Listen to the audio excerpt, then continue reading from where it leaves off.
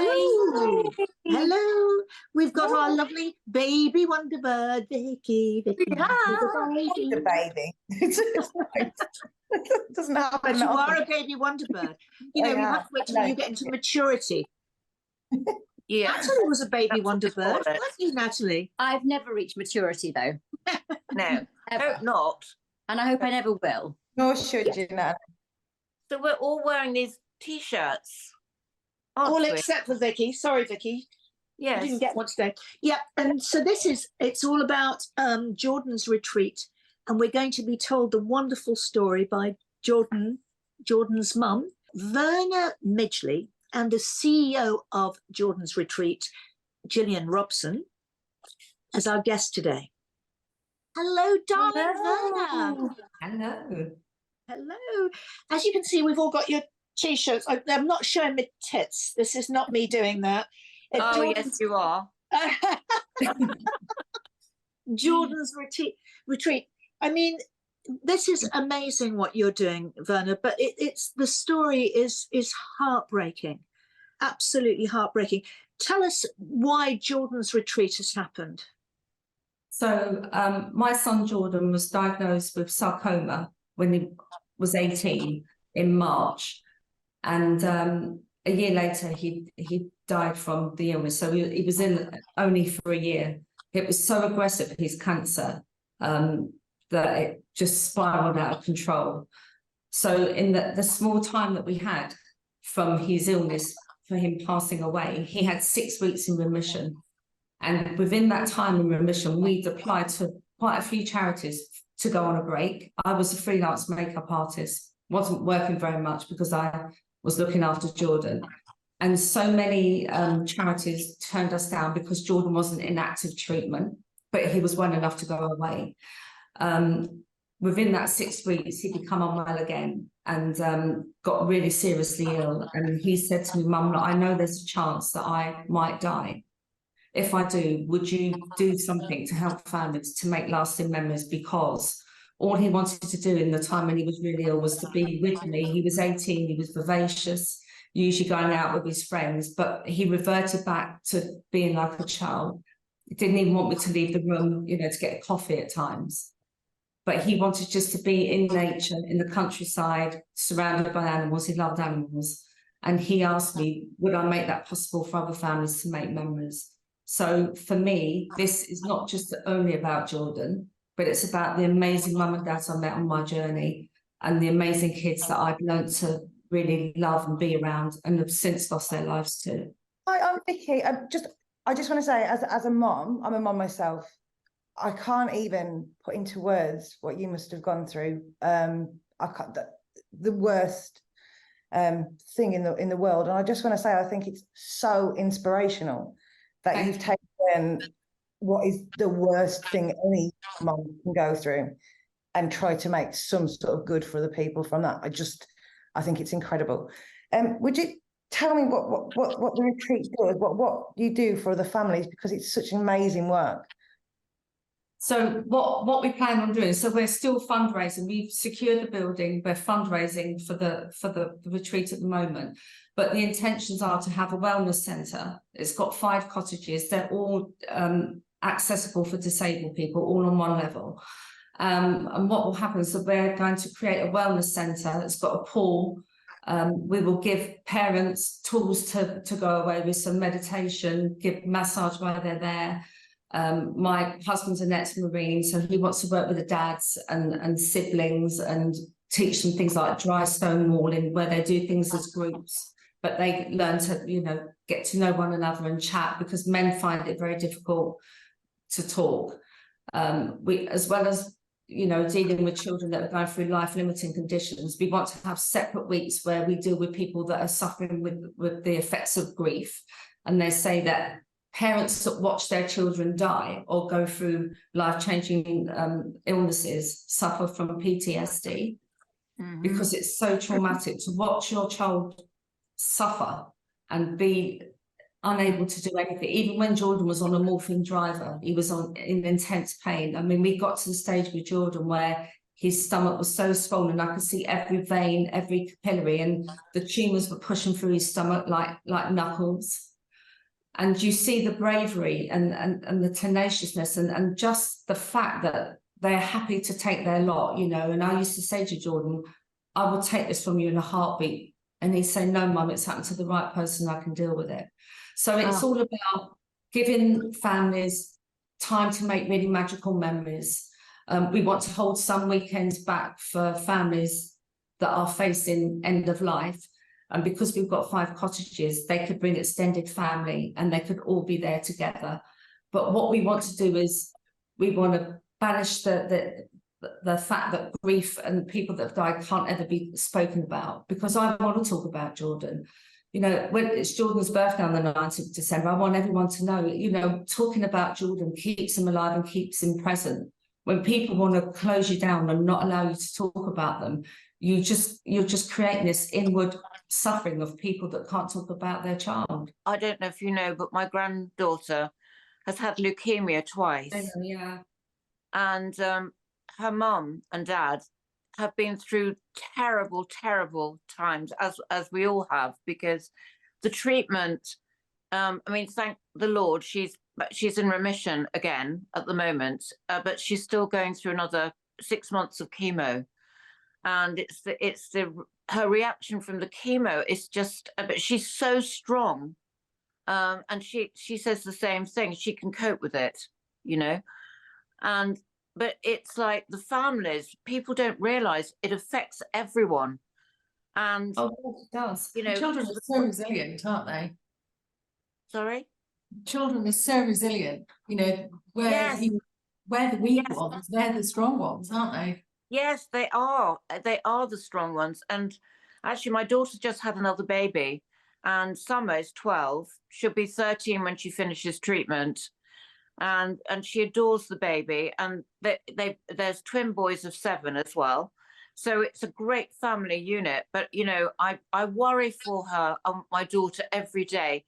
And when you said about PTSD, my daughter, you know, really, she went through terrible anxiety, and so did her Summer's I dad. think you live under that umbrella of your child, you know, having a relapse every cold, Yes, you know, on a day when they look really pale. But I think with Jordan's retreat, the fact that families can come together, share experiences, hopefully make lifelong friends, but also be given tools to help you cope with your anxiety. Yeah, You know, so, you know, relaxation in the morning, you know, some meditation, things that you can't do for yourself when you're so, you know, wrapped up with looking after your child when they're so unwell. It takes every ounce of energy to get out of bed when you lose a child. It really does. And when you've got a child that's terminally ill, it's awful. Or even going through life-limiting illnesses.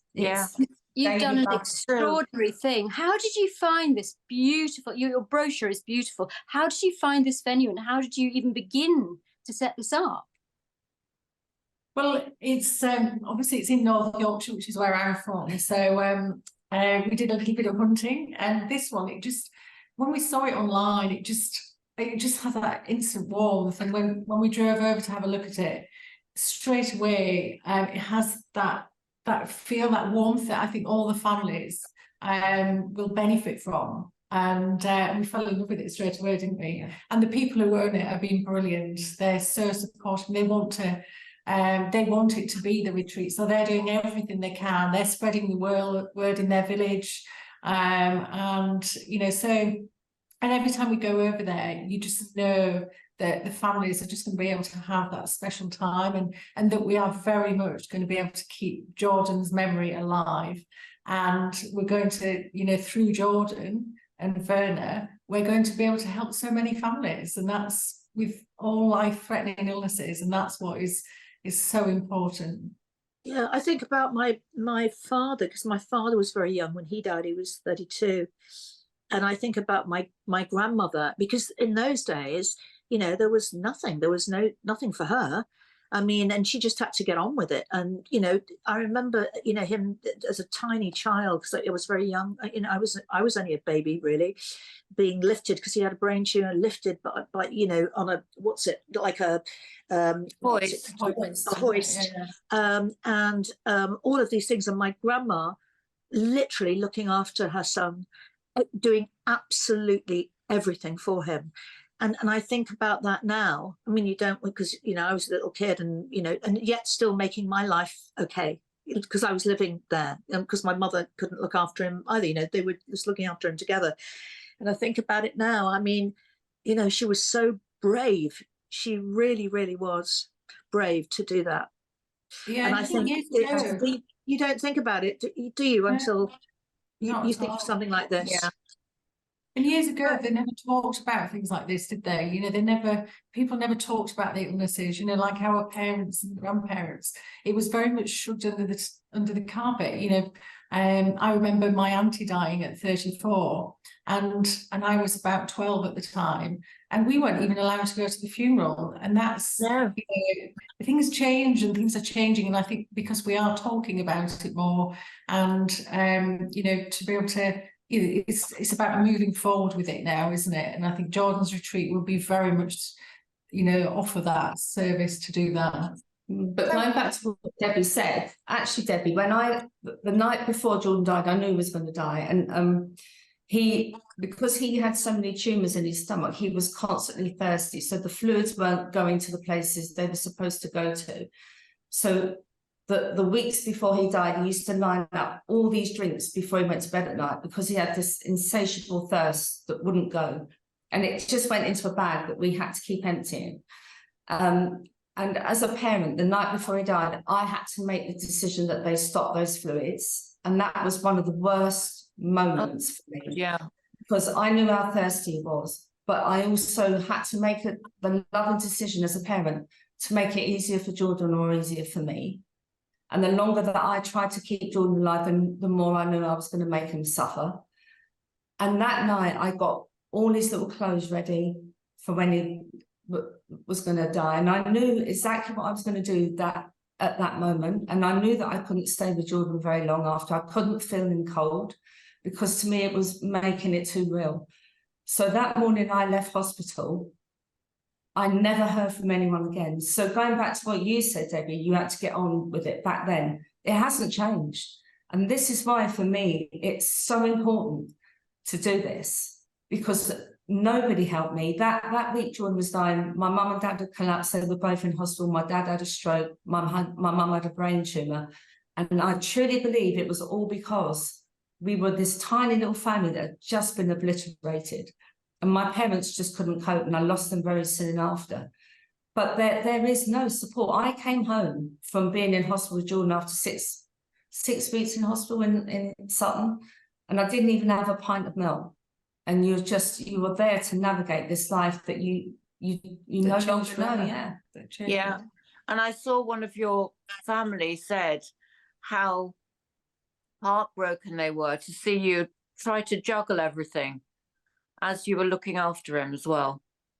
And I think working, and that's the thing that people don't realize, that it affects everything. You know, the work, you can't earn money, and you know, suddenly the whole business is affected, and as you know, all the practical things as well, people don't realize, because it just goes through the whole family. And then because of, you know, being a makeup artist, people don't want to ask you to come to work because they think you're not in a good place. But by not asking you, you're getting into this spiral where you're not having money coming in. So everything is affected. You're right, Dee. Yeah. But what I was very, you know, when we went to your event, and I know you're going to have another one too, but so many faces turned up, so many people that you've made up and loved, and I can't believe we've never met before. No, I know. It's really weird, and ever since I met you, that was it. It's been love at first sight. I've seen you everywhere. I know, we have. It was wonderful, you know. And Debbie McGee has been, and Tony and Jan have been telling me about you for years. So I am That's how we met. Yeah, she did my makeup. So that's how we met. Oh, how weird! How weird is that? Yeah. But you know, Virna, there's no words really. No words except huge, incredible respect. So tell us about the fundraisers. How can we get more money to you? Well, we're trying to, so obviously we need to, we're fundraising through Just Giving, and we've also, we need bigger sums of money. We need to buy this property. So we're going to go for naming rights, so that which hopefully people with a large amount of money in their little back pockets will be able to support us with naming rights to the wellness centre and to the cottages. And what is that? What do you actually mean, to have the cottages named after them? Yeah, so if a business, so say like the Smith Company, let's say for example, they wanted to sponsor the wellness centre, they would pay us a large amount of money to have naming rights on that property for say 10 years, and they would have their branding all over the property and then within the grounds as well. So you know, people would know, and it would give them recognition. Obviously, from a business point of view, from a tax point of view, it's very beneficial. So we're looking for businesses to do that, unless there's somebody out there that has 1.7 million that could buy the whole property and then rent it back to us as a charity. Again, very tax efficient, because when you're supporting charities, you get a lot more tax relief. So yeah, so anything, but obviously every little helps, you know, as well. So even people that haven't got the large amounts of cash, that if they can just donate, you know, very small amount. So the whole property is actually about 1.7 million. Yes, yeah. Well, actually, in the scheme of life, not that I've got it in my back pocket, but that's not a huge amount for a property of that size in that amazing space. Wow. Yeah. And not for the difference that it's going to make to so many families. So my dad died of a brain tumour. My mum, Debbie's dad, and your brother. Yeah. So that's 4 of us. He was 55, my brother. Yeah, really my dad was 54 when he died. That's unreal. Unreal. And it was 27 years ago, yesterday, since he died. Oh, wow. And Virna's mum died 4 years ago on Saturday. Yeah. Do you know that brain tumour is the biggest killer of children now? It is. Yeah, I know. Yeah. And my father had a brain tumor as well. But I think about it now is that, you know, from diagnosis, and when they diagnosed my dad, I mean, terrible story. My father was quite a big star, and because he was so young when he started getting ill, they thought he was taking drugs, and then they thought he'd gone mad, and they put him into an asylum and literally gave him electric shock treatment. Oh my God. It was terrible. And then they realized that he had a brain tumor. But it took him 7 years to die from diagnosis. And if you think about that now, he probably would have been cured, actually. He probably, because that's quite a long time. Yeah. But it was inoperable. But I mean, they said it was like separating sand from sugar. My mother always said that. But, you know, girls, this is wonderful. I really hope we can help you. We do all we can.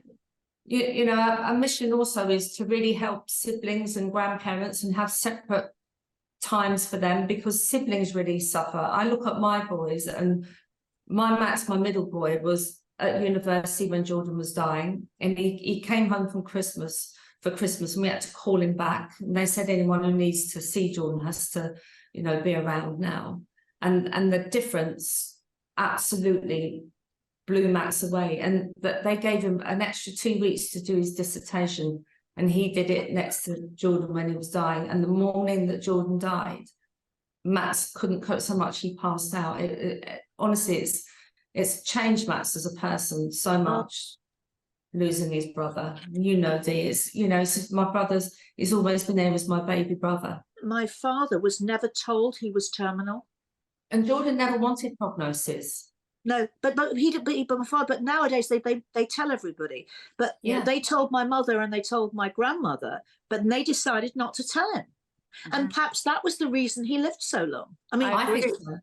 Because I think once you take away some hope, you take away everything.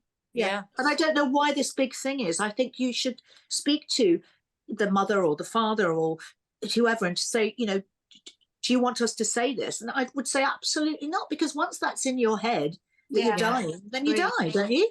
And nobody can those are predict that. shocking things that they said. Shocking. Nobody Unbelievable. can predict, can they? because people have Oh. cured themselves, and it's like, I think that's another thing that we should all sort of think about, is the way that they deliver this information to people, because it's all part of the same thing, isn't it? And it's embracing a family dynamic as well. Absolutely. It really is. And, you know, I know for me, I was so close to Jordan. I actually couldn't cope with going in to see the oncologist, and Jordan never wanted to. So his dad used to go in, and I used to have to hear the news secondhand, but because I needed to hear it in a more gentle way. If it was as brutal as he told me, I would never have coped. I know that, because it's hard to cope anyway. But Yeah, he when- hadn't asked for a prognosis. He hadn't asked to be told. he never wanted prognosis. And he got told anyway. That is outrageous. And he got told, no matter where you go. So I was always looking for alternative treatments. If all everything else failed here, I was going to send Jordan to Germany, which I did do. It cost €33,000 to get Jordan to Germany for one round of treatment. But they told me on the 2nd of November, Jordan had 3 weeks left to live. And I got him to Germany, and Jordan passed away in April, so we had another Christmas and another birthday. But navigate that one. You know that you're organising your child's last birthday and Christmas. It's just horrific. I think what I'm going to do is I'm going to take the very bold step of saying that I'd like to make you one of. We've got a couple of charities that we support at Wonderbirds, and we're going to put you on our website and to be one of our charities. Thank you. It's Oh, very incredible. much. Thank Thank you. you. Thank you Thank so much. That really Thank means a you. lot. And thanks for having us on. It's We've all got nothing. an empathy with this, and I think it's really important that this message gets out there. Yeah, absolutely. Yeah, And that we can get this for doing this. running sooner rather than later. Yeah. Thank you so much, Lily. Yeah, thanks. Thank you, Thank girls. you both. And thank you so much, Jordan. Look what he's giving. Look Yeah. what he's giving. Yeah. It's actually the most moving Wonderbirds I've ever been part of. I've Oh. gone. Oh. You're amazing. You're just amazing. Oh, It is amazing, isn't thank it? you. Thank you. Thanks for having us on today. We appreciate it. Thank you. We'll for see you coming very on. soon, Verna. See you soon. Thank you. Bye, Bye. girls. Bye, Bye. Gillian. I've completely gone. Oh, Broken my Oh my heart. God, I'm exhausted. It's- I think the emotional thing of this is just too much. I mean, the whole thing I was saying about the self-care of the people looking after the terminal children or relatives is so, it just takes so much out of them. And I think for them to be looked after as well is really important. It's huge, isn't it? Like you say, you think of the person suffering, and you don't always think about what everybody else is going through. And actually, like you say, they're trying to keep the world together at the same time as going through such grief. But to then go through that and try to do something good from it. And they're going to help so many people. It's just incredible. It's a wonderful thing. Wonderful. And the fact that she had that strength to do that after her son died so soon, it's just remarkable. Anyway, Oh, God. darling, thank you, Vicky, for being lovely baby Wonderbird, as you are. Yeah. Thank you for having me, ladies. It's lovely having you. We'll see each other very soon. Bye, everyone. Hello. Take care. Bye.